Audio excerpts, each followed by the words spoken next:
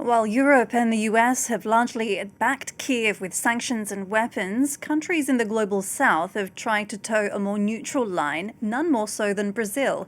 The country's president, Luiz Inácio Lula da Silva, has condemned the invasion in principle, but he's also refused to take sides. Our correspondent in Onoszko is in Brazil. Jan, can you tell us more about Brazil's position on the war? Well, Brazil's position has changed somewhat over the course of the 4 years since the war started.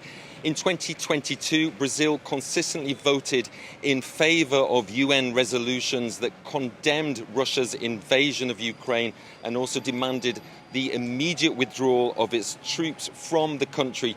Brazil has also consistently supported those resolutions affirming Ukraine's sovereignty, its independence, and its territorial integrity.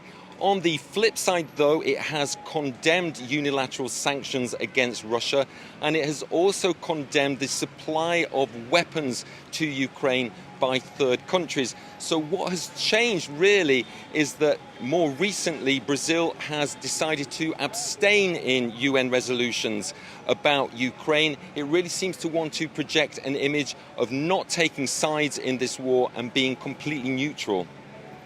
So why is Brazil keen to be neutral? What's driving that decision? Well, one of the reasons is likely to be that it wants to be more aligned with the BRICS bloc of countries. Now, the BRICS bloc is an informal grouping of the world's leading emerging economies. And of course, Russia is a member of BRICS too. Now, in 2022, Brazil was the only BRICS member to vote in favor of those UN resolutions that I mentioned. All the other BRICS countries decided to abstain, and it seems that Brazil is now adopting their strategy of abstention.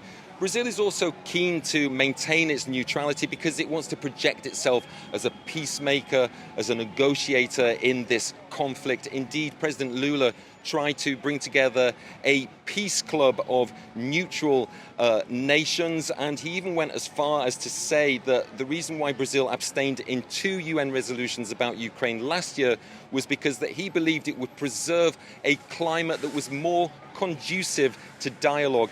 And the other reason is that geopolitically, Brazil does like to remain neutral. It doesn't want to see the world dividing into political blocs. Indeed, just 2 days ago, President Lula gave an interview where he said he doesn't want to see the start of a new Cold War between the US and this time China. The US and China, the 2 superpowers in the world, are also Brazil's 2 leading trading partners. And so Brazil really does want to maintain the status quo between those 2 nations. Any war between them, whether it's a trade war, a Cold War, or a hot war, is seen as detrimental to Brazil.